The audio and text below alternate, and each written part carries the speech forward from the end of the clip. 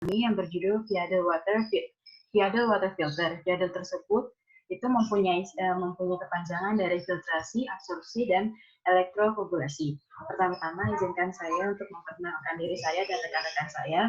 Nama saya Safa Kamila Galimur dan rekan-rekan saya ada David Setiadi, Angelika Maratu, Tasya Amanda, dan Ajeng Tias Cahyani. Untuk mempersingkat waktu, izin kami untuk mempresentasikan proyek kami. Pertama-tama yang akan saya sendiri yang akan menyampaikan tentang background atau latar belakang kenapa sih kami mengambil proyek atau metode ini. Pencemaran air akibat limbah industri tekstil merupakan salah satu masalah lingkungan yang biasa terjadi. Limbah cair industri tekstil memiliki warna yang pekat jika air limbah itu langsung dibuang ke dalam air akan menyebabkan sinar matahari itu sulit menembus permukaan air sehingga ekosistem yang ada di air itu memiliki kekurangan oksigen. Dan apabila limbah cair tersebut memiliki zat atau warna yang mengandung logam berat, maka dia akan meracuni biota yang ada di dalam air. Nah, limbah cair yang berwarna pekat itu mengandung biochemical oxygen demand atau BOD dan serta COD atau chemical oxygen demand. Nah, according paper yang kita buat, bahkan sudah ditemukan bahwa 38% air digunakan selama proses pemutihan, 16% dalam pencelupan, 8% dalam percetakan, dan 14% dalam boiler atau pemanasan, dan 24% lainnya digunakan untuk kebutuhan yang lainnya. Terus kenapa sih kita mengambil elektrokoagulasi, dan elektrokoagulasi itu sendiri itu apa sih? Metode elektrokoagulasi itu merupakan suatu proses koagulasi kontinu dengan menggunakan arus listrik searah melalui proses elektrokimia. Nah, kenapa sih kita mengambil metode elektrokoagulasi ini? Karena metode elektrokoagulasi ini dia memiliki efisiensi di dalam bidang biaya, terus menghasilkan kumpulan partikel yang tersuspensi itu lebih tahan lama dan lebih mudah disaring. Dan dari proyek ini kami memiliki tujuan yaitu untuk menentukan kejernihan air melalui observasi tentang perubahan warna yang tentang perubahan warna dari limbah setelah dilakukan diabsorpsi dengan alum, elektrokoagulasi, dan filtrasi. Dan filtrasi yang kita ini menggunakan media berupa iron electrode atau besi. Dan filtrate media yang kita gunakan itu seperti karbon aktif, zeolit, dan silika. Selanjutnya akan dijelaskan oleh rekan saya. Oke, di sini saya akan menjelaskan mengenai literatur review. Beberapa metode yang digunakan dalam pengolahan limbah ini yaitu pertama filtrasi, absorpsi, dan elektrokoagulasi. Yang pertama, filtrasi. Filtrasi ini yaitu proses penyaringan untuk memisahkan komponen padatan maupun cairan. Larutan hasil filtrasi ini biasanya disebut filtrat dan zat yang tertinggal di penyaring disebut residu. Prinsip dari filtrasi yaitu sampel atau larutan yang akan difiltrasi akan dialirkan melalui penyaring atau alat filtrasi, di mana penyaring ini akan menahan zat-zat sehingga filtratnya sudah terpisah dari zat-zat tersebut atau residunya. Hasil filtrasi yang diperoleh bergantung pada kualitas serta ukuran pori dari filter yang digunakan. Yang kedua, adsorpsi atau biasa disebut penyerapan, yaitu proses pengikatan zat-zat dalam larutan oleh sesuatu atau zat adsorben yang nantinya akan menggumpalkan zat tersebut atau materi pengotor materi pengotor itu akan terkumpul atau terserap pada bahan pengadsorpsi atau adsorben. Proses ini menyebabkan zat dari fasa yang satu melekat pada fasa yang lain. Faktor-faktor yang mempengaruhi proses adsorpsi itu yaitu sifat fisik dan kimia dari adsorben dan dari larutan yang akan dijernihkan tadi. Yang terakhir, proses elektrokoagulasi. Pada proses elektrokoagulasi akan terjadi proses penggumpalan dan pengendapan partikel-partikel dengan menggunakan energi listrik. Elektrokoagulasi ini merupakan gabungan dari proses elektrokimia, flokulasi, dan koagulasi. Aplikasinya yaitu menggunakan suatu plat, bisa menggunakan aluminium atau besi sebagai koagulan dan suatu elektroda yang dihubungkan dengan sumber arus.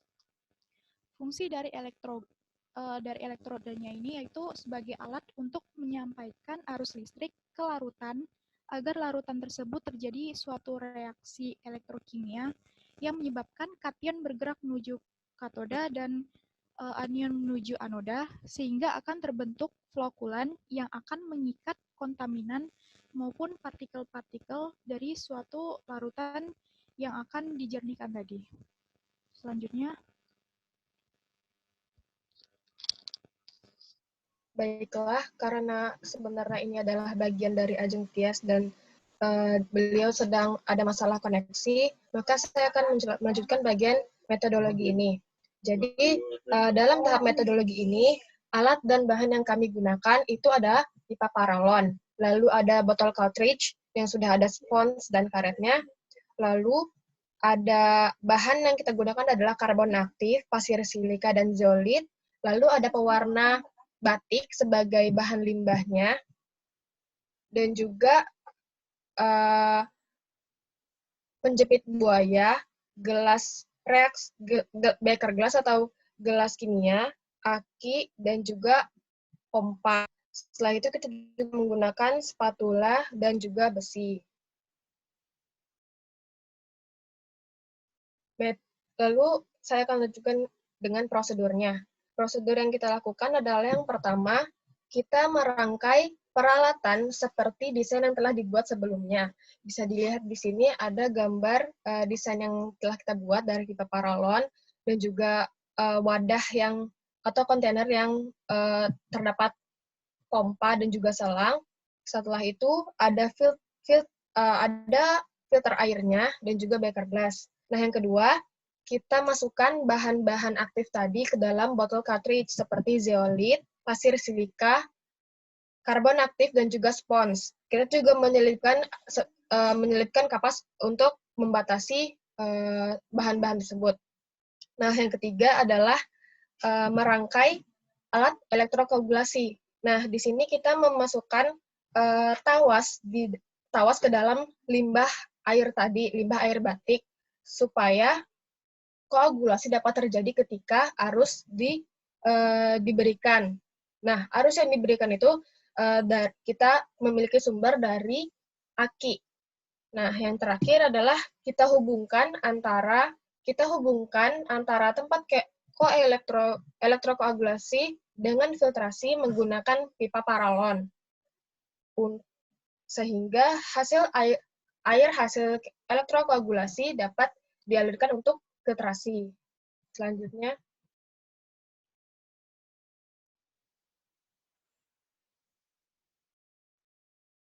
ya, selanjutnya saya di sini akan menjelaskan tentang review dari proyek. Yang pertama, di sini terdapat persiapan alat-alat untuk filtrasi.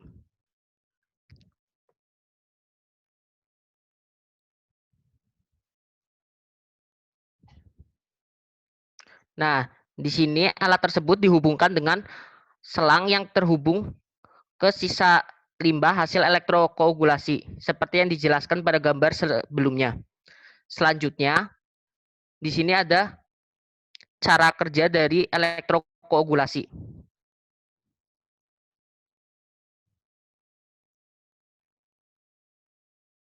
Nah, di sini menggunakan elektroda besi dan kita mengset current dari si akinya. Untuk selanjutnya, di sini terdapat filtrasi.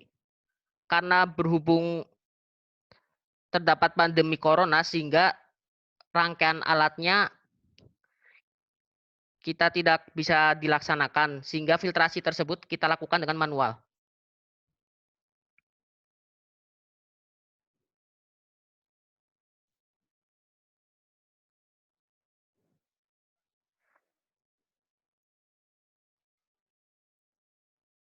Nah, di sini hasil dari filtrasi tersebut.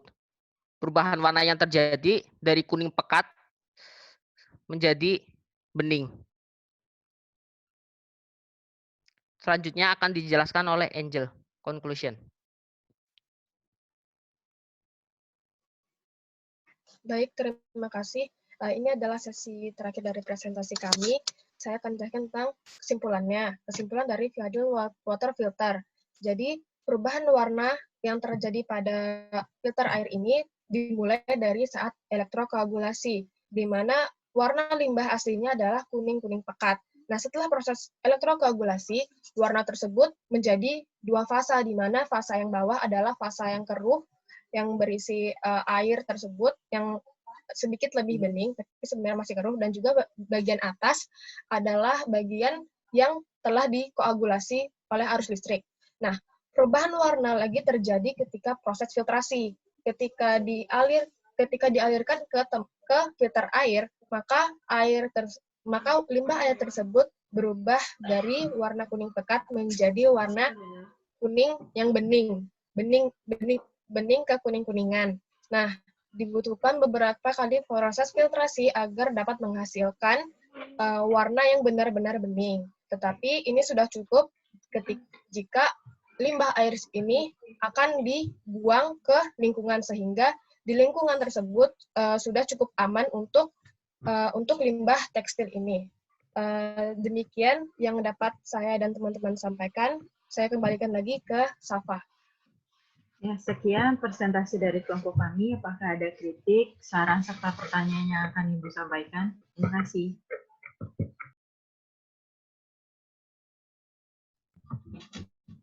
Oke, terima kasih semuanya.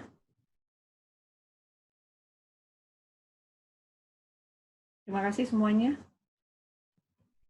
Ya, Bu. Ya, Bu, sama-sama. Oke, kita lihat dari judul dulu ya. Tolong balik ke judul.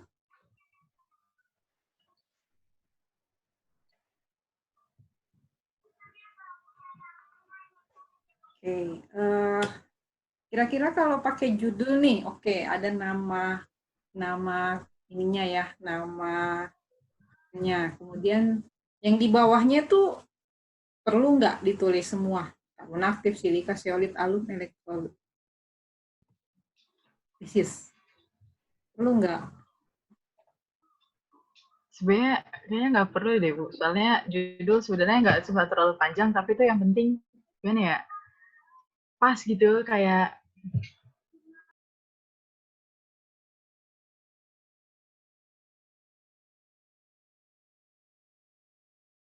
Perlu ditulis satu-satu seperti itu? Tidak perlu ya, rasanya ya. Jadi mungkin prosesnya saja, kemudian material yang paling penting. Ya, mungkin material yang paling penting itu disatukan namanya, misalnya jadi apa gitu, adsorben apa gitu menurut nama kelompok kalian lah. Oke, kemudian slide berikutnya ini sebenarnya kalau saya tidak salah dengar ini sudah jadi ya, cuma rangkaiannya belum sampai selesai ya. Betul tidak, David? Betul, Ibu. Rangkaiannya belum jadi. Oke. Nah, dari sini ada 3 proses kan, balik ke metodologi, tolong.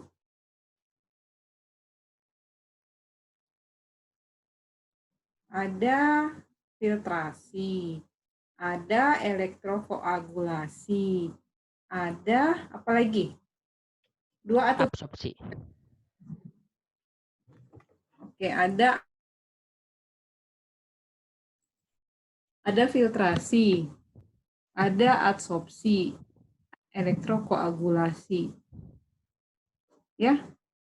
Nah, di sini waktu menyiapin 3 metode ini, sebenarnya kalau yang kan sudah running ya, kalau nggak salah dengar tadi sudah selesai kan. Sebenarnya yang bagian mana sih dari 3 proses itu yang paling berperan? Jangan-jangan hanya 1 atau cuma 2? Coba siapa yang mau jawab? Kalau menurut saya sih, Bu, yang paling berperan dalam pemisahan itu di proses elektrokoagulasi. Karena di proses elektrokoagulasi dia memisahkan zat warna dari remasol dengan koagulan dari FeOH. Nah, selanjutnya untuk filtrasi itu dia hanya untuk memisahkan antara hasil dari elektrokoagulasi dengan zat ininya, limbah yang sudah beningnya. Oke, kemudian sudah itu aja. Iya, Bu. Oke. Nah, di sini sebelum itu tadi ada sebut nggak pewarna yang dipakai limbah benaran atau sampel pewarna atau gimana? Tadi disebut ya, cuma kalau tidak salah itu warnanya tidak disebut ya. Ada tidak? Kita memakai warna remasol dari kuning. Di satu paket remasol diencerkan ke dalam 1000 ml air. Nah, ini semuanya ada berapa kelompok ya? 1, 2, ini kelompok ketiga kan? Di Ya, sini Bu. coba lihat yang di sebelum metodologi tadi ada bahannya. Ada nggak? Nah, di sini waktu menjelaskan pewarna disebutkan atau tulis jangan ambil pewarna semua. Jadi cuma ambil misalnya pewarna remasol, warnanya kuning. Kemudian tidak ada tulisan berapa kali ya kelompoknya siapa sih yang pertama. Indra juga udah buat tapi nggak pernah mengukur. Jadi nggak semua trialnya itu volumenya nggak diukur, kemudian misalnya konsentrasi pewarnanya juga nggak dicatat, jadi hanya bikin-bikin aja terus campur kan, walaupun trial harusnya kan diukur. Kemudian tadi baru saja David bilang kan, tapi sebenarnya konsentrasi yang dipakai berapa? Remasolnya. Ada nggak?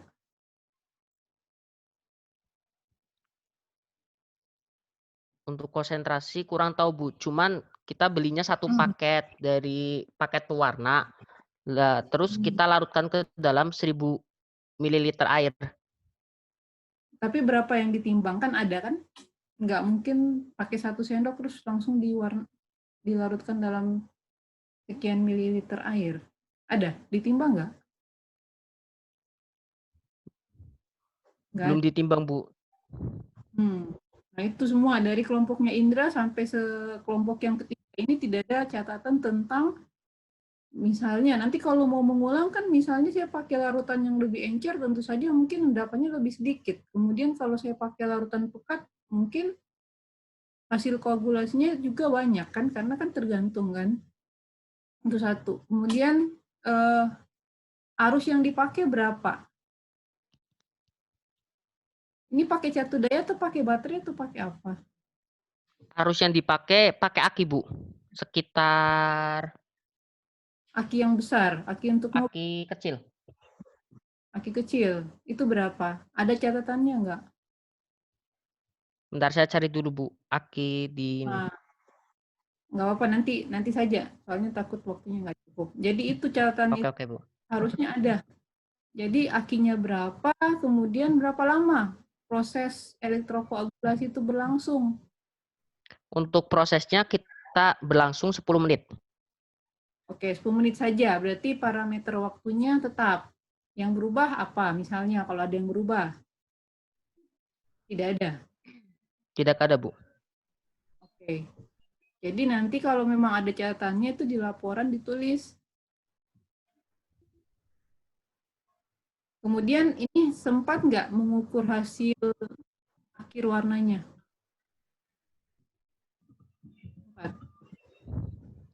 Untuk pengukuran, untuk data kuantitatifnya kita tidak sempat, Bu.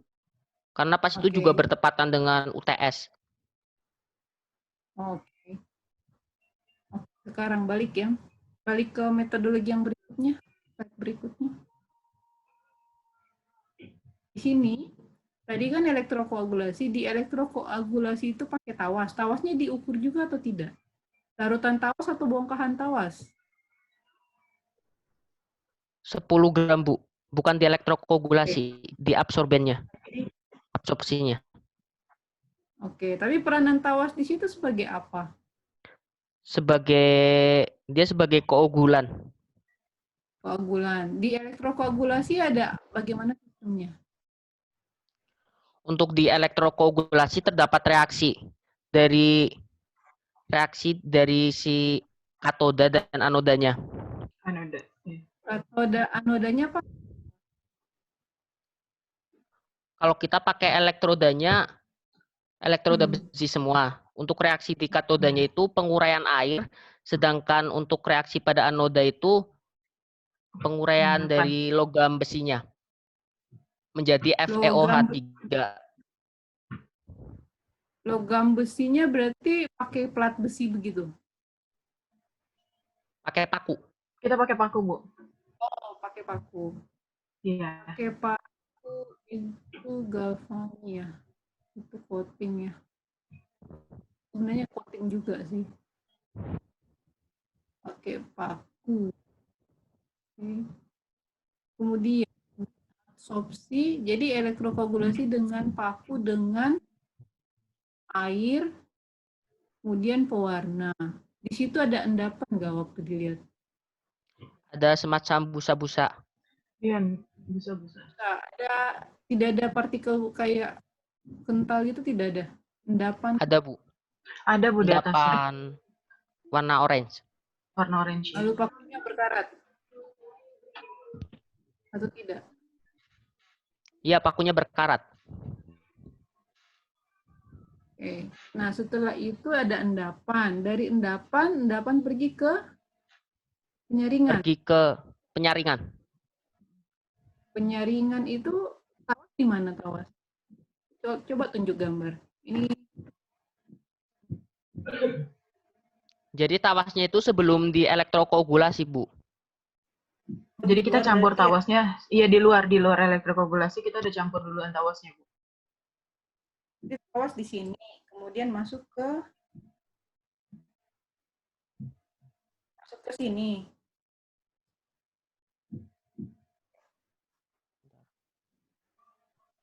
Iya, masuk ke situ. Ya, masuk ke situ, kemudian itu terjadi dalam kotak itu terjadi proses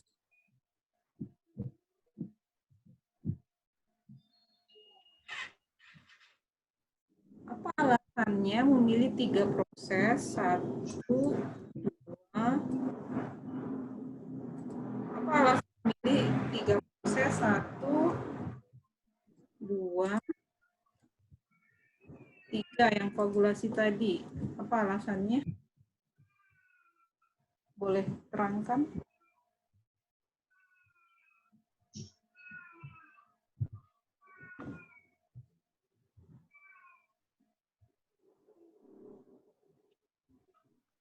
Kenapa misalnya kalau dengan tawas kira-kira ada yang berubah nggak dari larutan pewarna batik itu, dari remasol kuning itu? Ada yang berubah nggak kalau cuma tawas? Untuk penggunaan tawas terjadi perubahan warna. Dari yang tadinya warnanya orange pekat, terus jadi orange kayak orange gitu loh, Bu. Yang agak-agak orange tapi nggak terlalu orange yang sebelum kita tambahin tawas. Oke. Kemudian dari situ warna itu di elektrolisis. Kemudian disaring. Kalau di sini tidak ada tawas, boleh nggak? Bisakah ujung-ujung dapat jernih? Tadi saya dengar ada 2 lapisannya. Kalau tidak salah tadi Angelika sebut 2 lapisannya. Yang di sini. Iya, Bu. Terdapat ada 2 fase karena yang atasnya tadi kan hasil dari koagulasinya, Bu. Jadi dia menghadapi atas. Lalu bagian bawahnya itu yang limbah airnya, Bu, yang masih berwarna kekuning-kuningan yang perlu proses filtrasi supaya menjadi bening gitu. Oke, dari itu yang di mana? Di 2 atau yang di 3? Yang di 1? Yang di beaker ini atau yang maksudnya, Bu?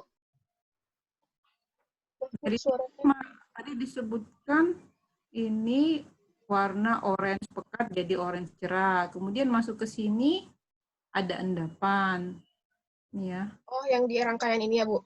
Ini sebenarnya belum tergambar. Nah, warnanya tadi itu ada di gelas kimia satu lagi.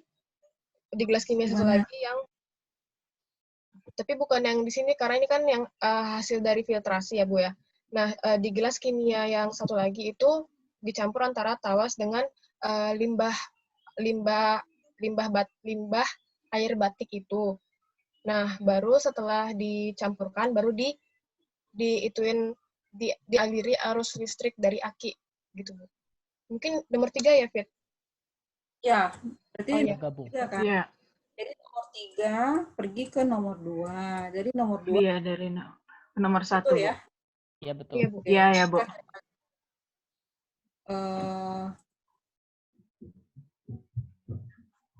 Nah, sekarang pertanyaannya, kalau di sini, di 3 ini, kenapa tidak dimasukkan dia jadi media koagulan di sini dalam elektrokoagulasi? Kenapa harus memilih paku?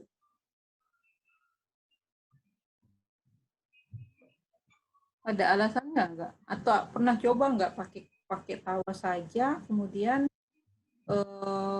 elektrokoagulasi berlangsung di satu tempat? Ini kan berarti medianya kan satu, masuk ke sini lagi, kemudian ke sini lagi. Kenapa nggak misalnya tawasnya yang jadi koagulan, kan dia punya ion-ion juga kan? Ada K, ada Al. Kenapa harus memakai misalnya paku? Untuk Nggak, penggunaan tawas dia kurang efektif, Bu. Jadi sehingga udah kita coba. melanjutkannya dengan elektrokoagulasi. Udah, Bu. Jadi kalau pakai tawas itu dia nggak kayak susah, benar-benar susah buat jadi jernih gitu loh, Bu. Warnanya tuh benar-benar berbanding besar gitu antara kita pakai elektrokoagulasi atau sama cuma gunain tawas. Dan dia kalau gunain tawas itu mungkin perlu berkali-kali lebih banyak ngelakuin prosesnya itu dibandingkan kita pakai elektrokoagulasi. Itu waktunya 10 menit juga kalau pakai tawas. Untuk waktunya kita nggak exact berapa sih, Bu, nggak ngitung berapa. Jadi kan kita ngaduk itu campuran limbah itu pakai tawas. Jadi kalau menurut kitanya aja sih sebenarnya. Jadi kalau ini udah larut nih tawasnya soalnya ada beda warnanya gitu, ada perbedaan warnanya. Jadi nggak exact ada waktunya berapa. Kita nggak hitung waktunya berapa.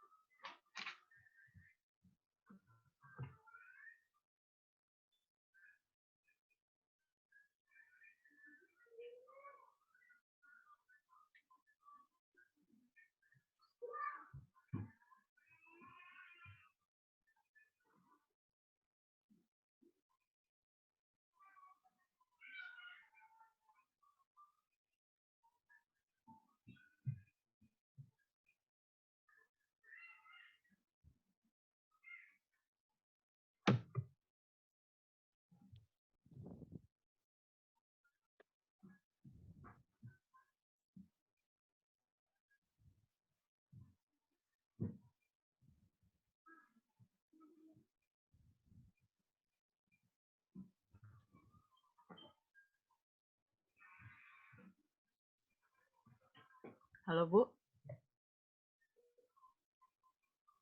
Halo? Ya. Jadi, kedengeran, Bu. sorry tadi saya mute. Jadi tadi pertanyaannya, ini kenapa? Tadi udah dijawab. Kemudian, Ya. kenapa kita harus pakai zeolit, karbon aktif, pasir silika sampai 3 paket seperti itu?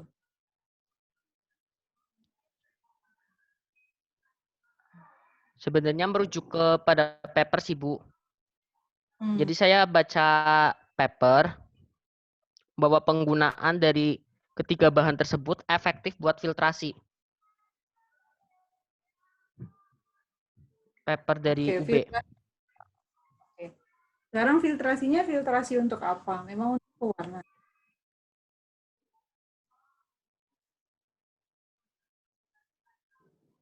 Untuk filtrasinya, dia hanya memisahkan antara dari si hasil dari elektrokoagulasinya, antara yang busa-busa dengan cairnya. Oke, tapi di sini kalau melihat susunannya ya secara fisika, saya mau tanya dulu, ini yang besar partikelnya yang mana di antara ketiga material ini? Zeolit, karbon, pasir, yang mana paling besar ukurannya? Yang digunakannya, bukan yang ada di pasarannya. Ini saya pakainya yang sudah dikerjakan kemarin.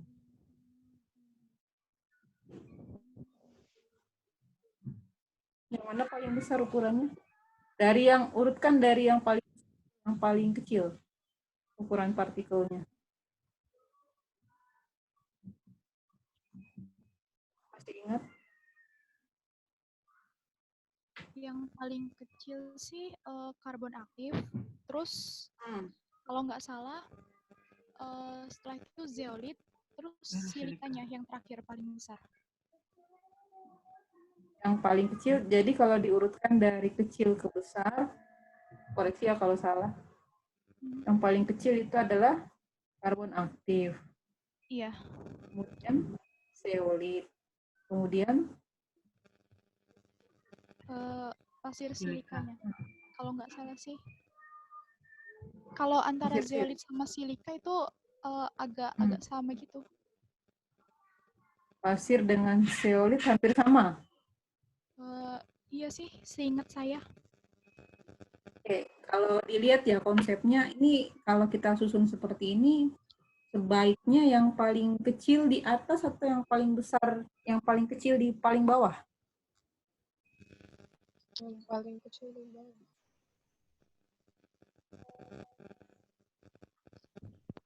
Gimana? Yang paling kecil di bawah, Bu. Yang paling kecil di bawah, Bu.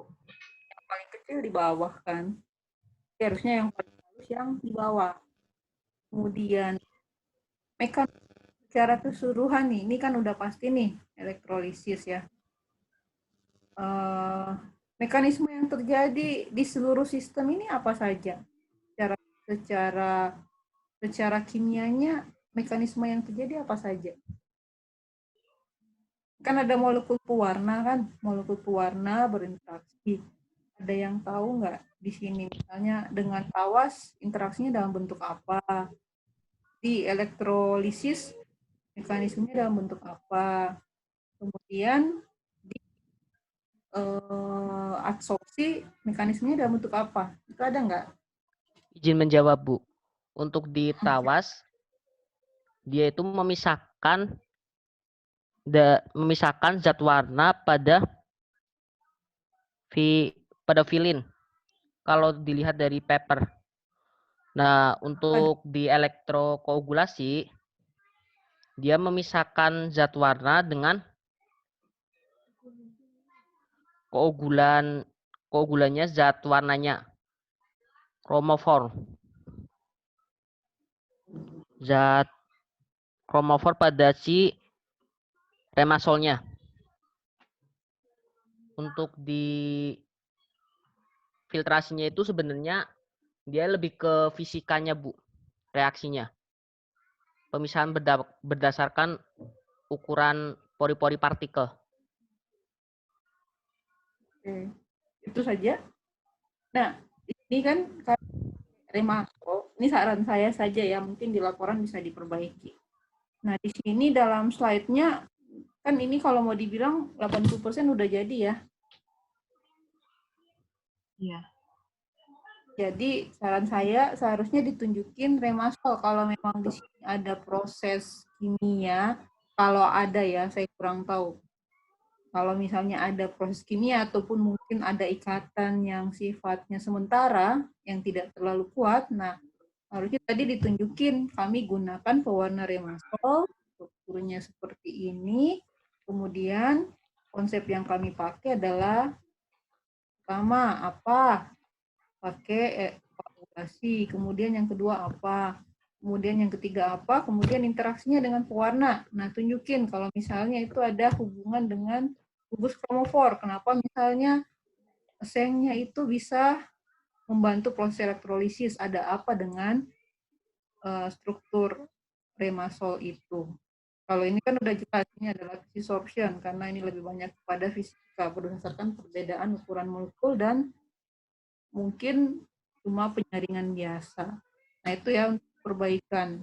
Kemudian, nah ini jadi tanda tanya besar. Kita meng-create problem, kita meng-create solusi, tapi problem ini kan nanti bakalan dapat, kita satu perlu, mungkin ini kita bisa dapat dari laut ya, taruhlah misalnya pasir.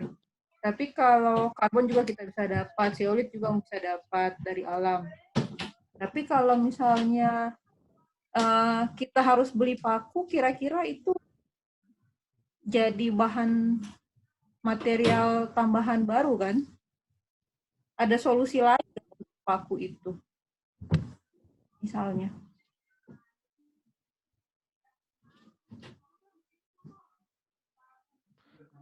Ini kan harusnya kita treatment air dengan menggunakan, tadi sudah disebutkan dalam pendahuluan, kita guna treatment air, tapi kita juga perlu bahan yang mahal. Itu kan namanya beli logam kan, karena untuk elektrodanya kan. Nah itu, ada solusi lain nggak untuk elektrolisisnya yang ini? Kalau tidak gunakan paku. Sebenarnya bisa aja diganti dengan aluminium atau besi dari kabel-kabel bekas, Bu. Besi, bukan besi, Itu tembaga dari kabel-kabel tembaga. bekas. Tembaga ya, karena kabel itu tembaga kan. Oke. Jadi itu tadi di detailnya harus tunjukin berapa ukurannya ya, kalau tidak ada catatan ya udah nggak bisa dipaksakan kan. Jadi ukurannya, kuantitasnya, kemudian jadi metodenya dipertimbangkan. Jadi kalau misalnya mau diajukan untuk proposal PKM, baiknya cari material yang memang murah dan kemudian ramah lingkungan. Jangan sampai misalnya besi, nanti endapannya otomatis mengandung besi juga kan. Nah, endapan besinya lagi ini kan harus ditreatment lagi. Jadi masalahnya nggak selesai cuma disampai limbah batik, tapi ada lagi masalah limbah, jadinya limbah besi lagi kan. Mungkin kalau besi dengan aluminium, pikirkan yang mana yang lebih baik. Tuh. Kemudian, oke, boleh pergi nggak slide kesimpulan tadi? Metodologi, ini next.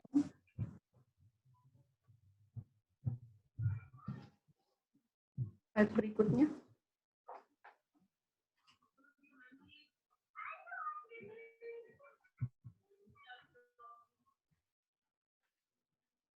Tolong buka slide berikutnya.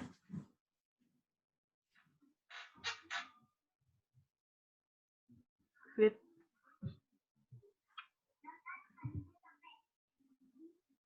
Siapa yang pegang slide, tolong buka. David, Fit. David, tolong buka slide berikutnya.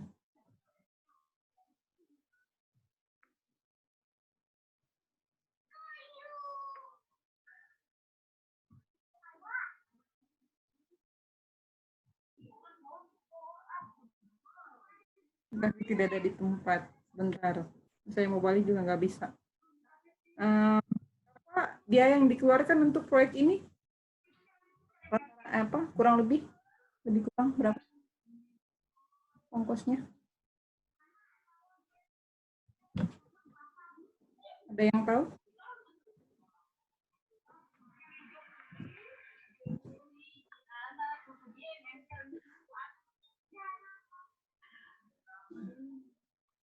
Safa, dengar Safa? Safa? Iya, Bu. Berapa ongkos yang dikeluarkan untuk proyek ini?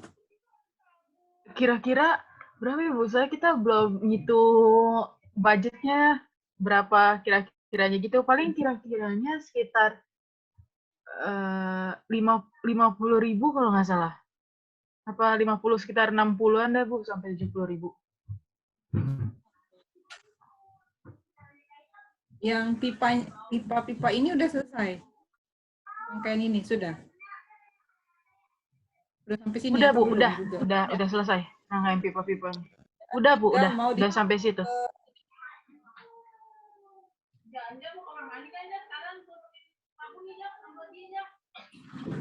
Ini tinggal mau disambung ke sini kan?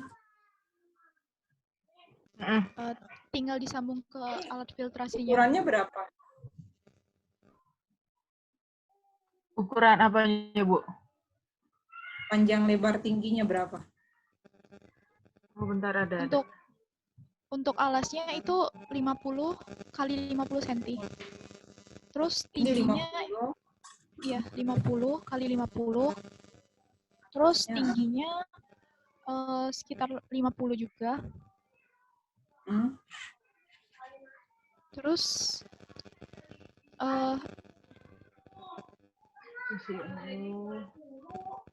ya. Berarti dari Terus sini harus ya. Terus yang di atasnya Bu, yang ada filternya ini itu sekitar 10 cm. Terus yang dudukan yang buat menyanggah yang ke atas itu juga 10 cm. Yang dicobain cuma remasol kuningnya. Remasol yang enggak ya? Iya Bu, itu doang.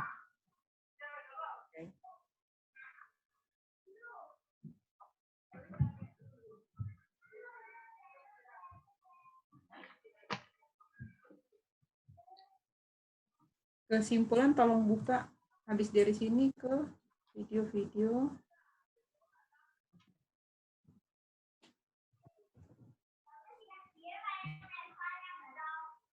Kesimpulan.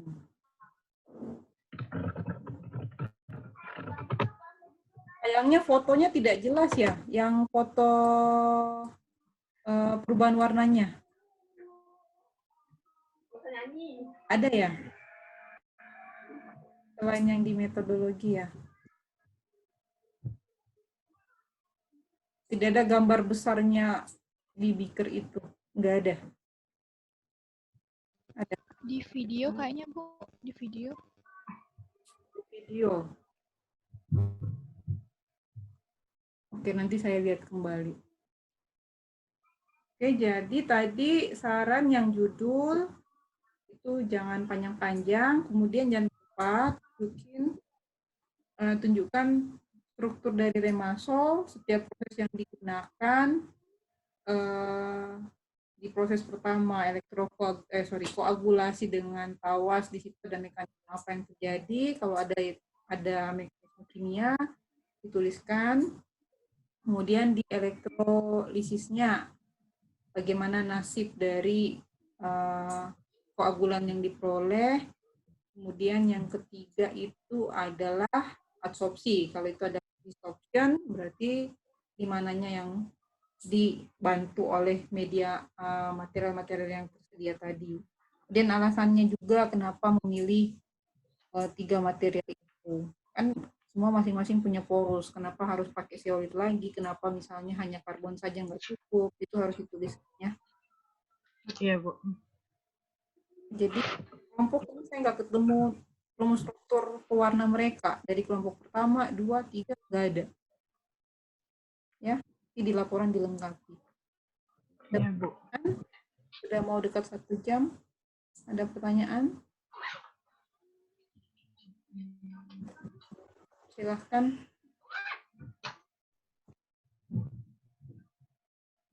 Ibu, saya mau bertanya terkait laporan.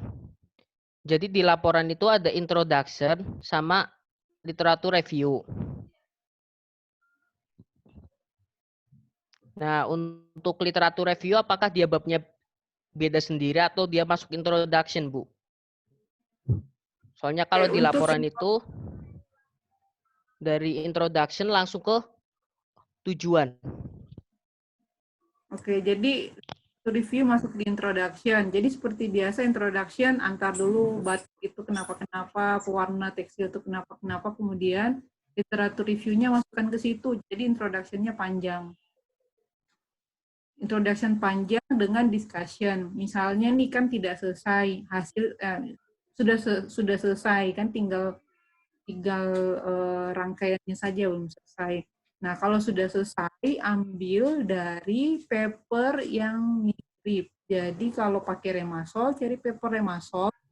Misalnya dia pasti tidak akan sama dengan 3 set treatment yang dipakai ini kan, belum tentu dia pakai misalnya dia cuma pakai regulasi selesai. Nah, tambahkan pembahasan yang dari paper itu ke dalam laporan, dalam bagian discussion. Jadi misalnya elektrokoagulasi itu terjadi berdasarkan yang tadi saya sebutkan itu, tinjauan kimianya, tinjauan fisikanya kalau ada. Misalnya dia pakai variasi waktu, dia pakai variasi arus, dia pakai variasi apa lagi, macam-macam itu, kemudian tambahkan di dalam discussion. Jadi yang banyak di situ adalah discussion dengan introduction. Literatur review isinya adalah paper yang dikumpulkan. Setiap orang wajib kumpulkan paper setidaknya 3 kan tiap orang kan. Nah itu semua harus ada di dalam introduction. Tapi bagiannya mana tentu saja dalam bagian misalnya paragraf awal tentu saja mengantarkan dulu kan dengan judulnya, sesuai dengan judulnya. Kemudian masukkan cuplikan-cuplikan dari paper-paper yang ada itu semua. Karena kan yang diambil papernya tentu yang berkaitan dengan yang proyek, tema proyek kan, tapi kalau bukan kan tidak perlu. Entahlah misalnya mau ambil cerita tentang Remasol kuning. Remasol kuning itu strukturnya seperti apa, kereaktivitasnya seperti apa, itu bisa dimasukkan. Itu. Kenapa saya nggak bikin literatur review? Kalau saya bikin literatur review, harusnya 10 halaman tidak cukup ya. Sedangkan nanti waktunya mepet, saya harus baca. Kalau saya bikin bab 1, bab 2, setelah saya pikir-pikir ini kalau 10 halaman atau 15 halaman mungkin tidak cukup, karena harus lebih. Papernya saja sudah 3 paper 1 orang, berarti sudah 15 paper. Jadi bisa nulis banyak kan.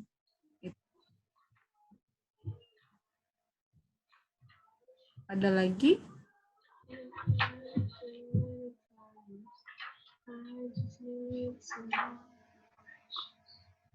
Ada lagi yang mau ditanyakan, David? Cukup, Ibu. Yang lain?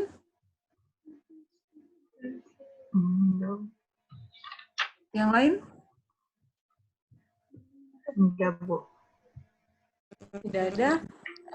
Saran saya, laporannya itu disimpan.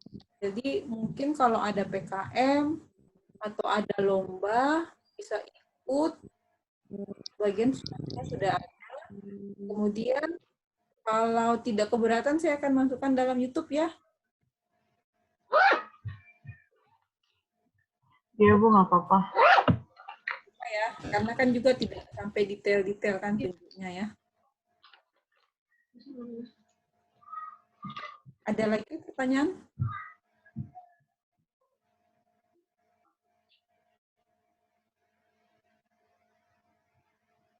Ada pertanyaan Bu. lagi? Oke, David? Cukup, Ibu.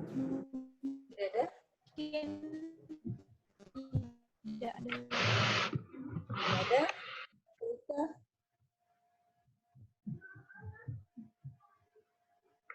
Tidak ada? Tasya? Tidak, Bu. Tidak ada? Yang mau ditanya? Oke, tidak ada. Safa? Enggak, Bu. Oke, kalau begitu sampai di sini saja. Terima kasih. Yan, selamat siang. Siang, Bu. Terima kasih. Siang, Ibu. Terima kasih.